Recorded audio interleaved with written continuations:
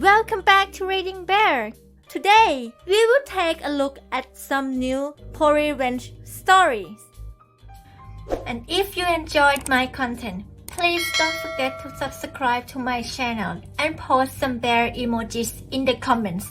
Let's go! First one is titled, Try to Get My Dog Taken Away? I'll get critters to eat away at your roses. My neighbor from a couple of doors down and I had a long-running feud.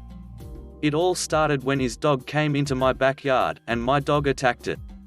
I was nearby, and able to call my dog off before it got serious, but the other dog had a couple of bite wounds. The neighbor wanted me to pay the vet bill. When he threatened me with a lawsuit, I offered to pay half, even though I owed him nothing. It was his dog that was off the leash and in my yard, after all. He declined the offer, took me to small claims court, and lost. The trial lasted all of 3 minutes when the judge found in my favor. That set into motion him starting to duck with me on a regular basis. My garbage cans would get knocked over every trash day. He would honk his horn and flip me off if he drove by my house. He tried to get my 10-year-old son arrested for riding another neighbor's mini bike, never called the cops on their kids, just mine.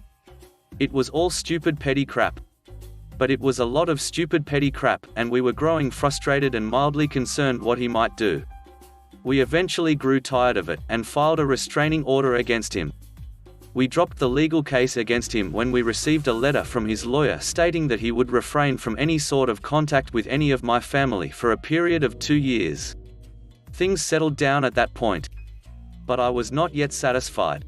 I had been staying on the high road through all of this, not responding to any of his bullshittery in any way. I had a desire to get revenge but never acted on it. Then one day, I hatched my plan of evil genius. I was in the hardware store and I noticed some Japanese beetle traps. These traps are just a plastic bag with a scent pack. The beetles are drawn to the scent, fall in the bag, and can't get out. They also sold refill packages of the scent packs, only 4 per package. My neighbor has a very large rose garden in his front lawn. It is his pride and joy. Japanese beetles love roses. So I bought 4 packages of the refill packs. The scent pack is a waxy substance in a shallow plastic cup. I put the packs in the freezer overnight to allow me to pull the wax out easily. The next morning, I woke up at 3 a.m. I popped the wax squares out of their cups and put them in a baggie. Then I crept over to my neighbor's house and spread the wax squares in the mulch under his rose garden, covering them from view with a bit of the hardwood mulch. That day was a hot one. By 11 a.m. it was north of 90 degrees F. I figured the wax had probably melted into the dark mulch. Also by 11 a.m., the Japanese beetles were starting to arrive at my neighbor's roses. I went on a bike ride later in the evening and could see a small swarm of them attacking the roses. My neighbor had not yet noticed what was happening. By noon the next day, there was a freaking cloud of them. There had to be hundreds, if not thousands. My neighbor noticed. That afternoon, I could see him spraying them and spreading 7 powder and waving his arms in the air in frustration. By the 3rd day, there were thousands of the beetles, if not tens of thousands. They were everywhere on his front lawn and wreaking havoc on his roses. By the 4th day, there was nothing left of his rose garden, other than a few tattered leaves and the thorny stalks. Those damn scent packs must have drawn every Japanese beetle in for miles around. I had never seen so many in a single place. And that was it. The deed was done, and I was satisfied and laughing, quietly to myself, but laughing and laughing. And I never told a soul what I did, not even my wife. This was a few years ago, and his rose garden is fully recovered now. And it will stay beautiful so long as he keeps being a quiet neighbor. Next one is titled, How Fast Was the Heathen Going When He Backed Into You, Father? Also, I'm going to be deliberately vague about places and exact dates, for reasons that will be apparent shortly. Any and all dialogue is to the best of my memory, and probably sounds a lot cleverer than it really was, but isn't that always how one remembers these things? Background: this was back in the 1990s. I'd recently been medically retired from the military and was attending college in Texas. My wife was working in her chosen field while I did my level best to decide what I wanted to do with the rest of my life. Anyway, one day I left the campus, going around the backside to avoid the traffic. I was heading over to pick my wife up for lunch and ended up sitting behind another car at a stop sign. The car in front of me was a brand new Chevy, one of their little sexy models, the actual trade name escapes me at the moment, in candy apple red, being driven by a fairly new blonde, also a little sexy model whose name will also slip by unuttered. I sat, an old sailor in an old pickup, just listening to the radio and thinking about lunch, when the Chevy drove into the intersection, and then stopped. I didn't think anything of it, so I hadn't done more than put my hand on the gear shift in preparation of pulling up, when suddenly, with a suitable squeal of tire, the Chevy shot back at me. I slapped the shift into reverse but was too late. The little Chevy smashed into the front of my truck doing around 25/30ths of a mile per hour. After a second, I cut my engine, got out of the cab, and walked around to the front of my truck. The good news was that I could see that I wasn't going to have to worry about that loose belt squeal anymore. The bad news is that the front of my little pickup was pretty much totaled. Grill drove back into radiator, water all over the pavement, headlights smashed. I bent down and noted that there seemed to be oil leaking as well. With a sigh of total incomprehension, I walked further up to the passenger door of the little red Chevy and its blonde driver. I was upset, but not enraged. I guess I was still trying to figure out exactly what had happened and why she'd ended up stopping in mid-turn and put it in reverse like that. I looked through the tinted window and she was on the phone, talking agitatedly to someone. With all the cell phone silliness I'd seen since leaving the military, seeing her yapping on one really didn't surprise me.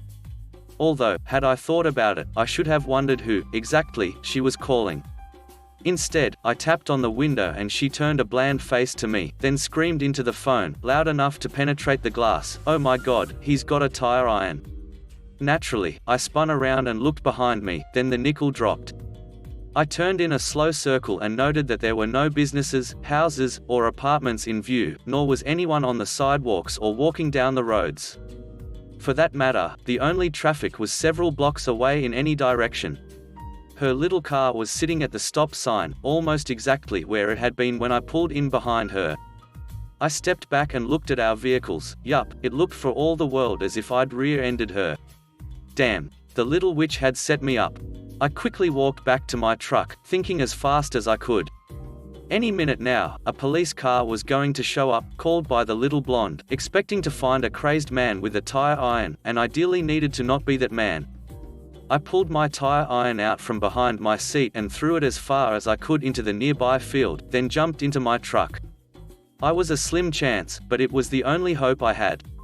I made sure the truck was in reverse, then belted myself in, slammed my face into the steering wheel, opened my door, and heard sirens not too far away, and half slumped out the open door at an uncomfortable angle. I went limp just as the police car screeched to a halt. I ignored the policeman screaming at me to get out of the truck, trusting that my limp body would not move him to open fire. He finally edged his way over, noticed the bloody nose, tugged at an eyelid, I made sure my eye was well rolled up, and let me drop back into position. I stayed limp while he checked on the blonde, who was near hysterical with fright over the lunatic with the tire iron. Until she saw me, that is. I'd hoped that her rearview mirror was as off as it looked, or that she'd be too involved with concocting her own story to notice what I was doing. At seeing my body hanging limply below the driver's door of my truck, she stammered to a halt. A second set of sirens had been getting closer and the policeman told the now silent blonde to stay in her car. A few seconds later, someone cut me out of my seatbelt and laid me on the ground. A competent set of hands checked my vitals, and, within a few seconds, a harsh and demanding smell flooded my clotting nose. I fought it for a few seconds and made a pretty good display of a man coming around after having been knocked out. I immediately made to throw myself to the side, and stopped, half being restrained and half staring wildly around to see what had happened. The medic sat back when I sat up, looked at the front end of my truck, and moaned, "What the hell did that idiot do to my truck?" He told me to lie back down and started asking me professional questions about where I hurt and could I feel my toes and all that crap. Every few seconds, I'd look back at the wreck and mutter about the idiot backing up like that, and what the hell had he been smoking, little bits of angry stuff. The policeman, having gotten the blonde's statement, walked over and asked me if I felt up to talking. I said I felt fine, just a little sore. The medic okayed it and helped me to my feet. I gave the officer my license and proof of insurance and included my retired military ID card, then sat on my front seat and, as if I just noticed it, asked what had happened to my seatbelt. He explained that I had to be cut out of it and I shrugged. Just another item for his insurance company to pay for, I guess. What the hell was his story, officer? Why did he back up that way? The policeman looked sharply at me and asked me what I meant. I described exactly what had happened, but concealing the fact that I knew that it was a female driving the Chevy and kept referring to her as him. After I got done and he'd finished writing it all down, he asked if I had any proof. Proof? What do you mean, proof? I frowned at him, then let my jaw drop a bit. Hey, wait a minute. You ain't telling me that guy, that idiot, is saying that I did this, are you? He admitted that the other driver's story was that I'd red-ended her, not him, and then threatened her with a tire iron. I frowned again and informed him that I didn't have a tire iron. That it was sitting in the garage of my house, a couple of hours away. I moved aside as he searched the cab of my truck and caught a lucky break when he noticed, without my having to point it out to him, that my truck was still in reverse. He got out of my cab, frowning, then asked me to stay where I was and walked up to the Chevy. He then asked the blonde to step out of her car and, when she'd done so, leaned into the open driver's side door. After a few seconds, he stood back up and asked the girl to repeat her statement of what happened. It was a marvelously teary bit of acting, but she almost blew it by being somewhat puzzled when he didn't react. Instead, he asked her to go on and describe everything that had happened after the accident and everything she'd done then. She backed down from the tire iron story, saying that it might have simply been a reflection on her window, but insisting that I'd at least beaten on her window and that I'd simply been putting on an act for their benefit. The policeman looked over at the medic, who slowly shook his head. Years of doing search and rescue might not have done much good for me, physically, but I sure as hell know what an unconscious man acts like. The policeman then asked her if she'd tried to drive away or had she immediately shut off her engine. She said that the engine had died and, no matter what lies I'd said, that she'd never tried to leave the scene of the accident. The policeman nodded once and asked the medic to step over. He then asked the medic to sit in the Chevy and confirm that it was in reverse. I love smart people. I didn't even have to suggest he check. When I last saw the little blonde, she was honestly crying. She was also handcuffed and being driven away, arrested for making a false police report, some legal mumbo-jumbo about trying to run a con, and, my favorite part, assault and battery. Once she'd realized that she'd blown it, about the same instant she was handcuffed, she started weeping and explaining that she didn't have the money for the payments on the car. Her only option was to fake an accident, but that I'd been faking, too, and hadn't been injured, you gotta believe me. She wouldn't lie about that. I signed my name to an almost letter-perfect statement of events over at the police station, being careful to never mention in my own statement about how my nose got banged up, or how I'd ended up unconscious and hanging out of the door. The arresting officer's report, as well as the EMT's, had already noted that it appeared that I'd either been partially ejected by the impact or might have been trying to get out of the truck at the last moment. I've always believed that one should never sign one's name to a false statement. Wisest, in the long run, don't ya think? Turned out that her car insurance was good, however, and they paid for my little pickup's repair. The damage wasn't as bad as it originally looked, thank God. A little front-end work, a new radiator and assorted other dinged or dented gizmos, a little cosmetic surgery to make her outside look right once more. Hell, the mechanic is even going to toss in a full overhaul, including fixing that damn fan belt. I had to drive a loaner for the next week, also care of the blonde's insurance, and the irony of this will make you laugh, it was a little red Chevy. Nice car and my wife and I had a ball riding in it, but way too expensive for a guy like me to drive every day. Hell, a car that nice might have made me try something stupid to make the payments. P.S. The title is the punchline from a fairly appropriate joke, extra points if you can identify it just by the punchline. Next one is titled, Friendly Old Neighbor. So my neighbor is the sweetest man ever. We live on neighboring farm properties and see each other when getting mail and those sorts of things. I'm not sure what it is about living on a farm, but people think they have the right to come onto the land if they see something they want. Anyway, my neighbor grows vegetables on his land and has some mushrooms growing on his paddock closest to the road. He saw some people get out of their car and come into his property, take some mushrooms and get back into their car and drive off. What they missed out on was him getting their number plate. He drove around the area looking for the car and matching number plate, not expecting to find it, but happened to come across it parked up a driveway about a week or so later. So he did exactly what they did. He got out of his car, walked onto their property and started picking flowers. When they came outside to confront him, he said he thought that they wouldn't mind, considering it must be usual practice for them to go onto other people's property and take things that don't belong to them. This man is my hero and I aspire to be as petty as him someday. Also, I've told my husband he no longer needs to collect the mail, as I'm hoping I may be lucky enough to hear another story like this again. Next one is titled, Slackers Think They Can Take Over the Project I Am in Charge of. I won't help you save our project. This story is not mine, so sorry in advance if certain details are missing or odd, since I have only heard this story twice and this is purely based on memory. Sorry also for the long post. Also, I know nothing about businesses, so bear with me. Context: this is a college grade school project that my dad did in the 90s. He was taking some sort of business major and was in a group of 8 students. My father was assigned as project leader. Background: my dad was always top of his class and amazing when it came to numbers and estimates. My dad is very business oriented and understood anything and everything to run a business. He could manage just about any business that he could be in charge of. In fact, he had taken one of those high school career aptitude tests, and it pretty much spat out the word management. I will call my dad Henry, not real name, from now on. Henry went to RRC in Canada and was majoring in business. I forget which class. He was in the class of the Dragon Lady, who, at first, loved Henry as a student, but he became her target after believing lies of other students instead of him. This is important later. The class was divided into groups of 8 and assigned a very important project that was worth a large chunk of their grade. This project had something to do with creating a fictional business product. You had to have price estimates, growth, costs, and everything else under the sun that an investor might want to know. Yes, they had to present this project to actual investors this year who would grade the company.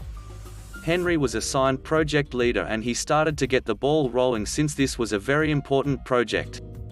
Out of the 8 students on this project, Henry did most of the work, 4 others did their best, and the remaining 3 were slackers. I will refer to these slackers them as the 3 Stooges. You will see why later. The story: so the project is going along smoothly in Henry's care. He is trying to even the workload to the best of everyone's ability. About a quarter of the way through the project, the 3 Stooges hated that Henry was in charge and came up with a great idea to be in charge. They befriended the Dragon Lady. She was feared by all students except those in her good graces. She liked to harass people for no good reason and would double down on others.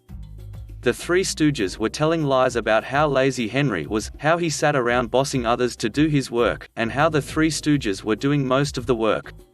The lies went on for a long time and Henry was no longer in her good graces. Henry tried to defend himself, even asking his other group members for help, but they were terrified of the Dragon Lady and remained silent. This was happening until halfway through the project Henry lost his position as project leader, with the 3 Stooges now in charge. They had gotten what they wanted and left Henry alone. The revenge: Henry stopped helping since the 3 Stooges took over. These 3 knew nothing, absolutely nothing about business, and thought it was a good idea to throw some random numbers here, and some random numbers there. Henry had kept the first half of the project professional and logical, while these guys went off the hook to make it look impressive. Anyone who knows something about business knows that if you make $100 a day, and then suddenly start making $1,000 a day with no explanations or anything real to back it up, won't work in reports. Questions will be asked and you will have to explain and show how it is possible. This is exactly what happened when presentation day came by. The group entered the room, sat down in front of the investors while the 3 Stooges presented the project. The investors took notes and were very impressed until the halfway point, where everything went downhill from there. The investors started asking questions, the 3 Stooges' answers kept going around in circles, and they begged Henry for help. He refused, of course, since this was their brilliant idea. Aftermath. To put this already long post short, the investors tore the project apart and Henry's group got the lowest score. Since each group got points to spread evenly or where they deserve to go affects your final grade. Henry got the unanimous vote of getting enough points for an A, while the three stooges got Fs. The rest of the points were divided and the four neutral students got Cs. Also, the three stooges failed the class and couldn't continue in the course. Last one is titled, I stole my own property back from my flatmate and am pretending not to know anything about it. So my new flatmate moved into our 3-bed rental in January and will be leaving in August. From the get-go they seemed really sweet and shy. I was pretty happy to have them in the house. They're from the UK and are only in my country, NZ, for a little while. They don't have any of the stuff you'd normally bring of your own to a flat, so a majority of things like cookware and utensils etc. are communal in our place. It was that way with our last flatmates and they were super respectful with our stuff, making sure they brought their own storage containers etc. if they would be using them quite frequently. This thing about the storage container is key here. I have a couple of things that I get nitpicky about with my stuff. It's a pedantic thing that I can't really control, so I try not to let other people get caught up in it. I like to keep certain items to myself, especially if I've invested a bit of money in them. As an olive branch to our new flatmate, on the second night they were here they asked, "Do you have a container to put my food in?" Being in a generous mood and expecting that this was only going to be a one-off, considering they brought their own lunchbox and drink bottle with them, I lent them my airtight, waterproof container that is absolutely boss for keeping your food in check. I figured they would buy their own storage containers if they really needed them after that. Well, ever since then I've never been able to get it back from my flatmate. They've always been using it, freezing it, putting boiling food into it. Kudos to the container, it has held up like a bloody champ.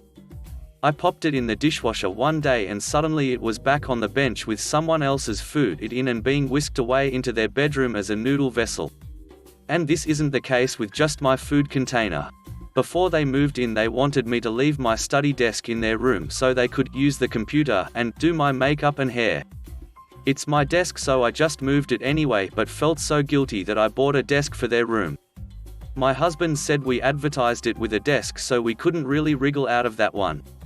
Then my clothes horse was parked up in their room for 6 solid weeks and I would never go into someone else's room, even to grab something of mine, so it wasn't until I had too much washing for my dryer to handle that I poked my head in and asked for my own clothes horse back. Then my olive oil was being consumed at a rate of knots as well, until they asked me if I had any more cooking oil. I've since bought cheap crap since apparently consumables are communal too. But of all the things in this situation, the thing that bugged me the most was that no matter when I tried to grab my rad little food container back from my flatmate it always seemed to disappear and I couldn't find where it had gone.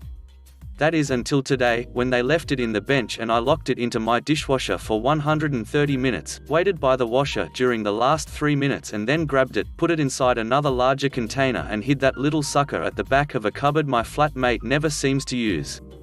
It's gonna stay there until further notice for now, and even though I feel so unbelievably petty for worrying so much about a damn $15 food container, my god do I feel happy to have my crap back. Thanks for listening.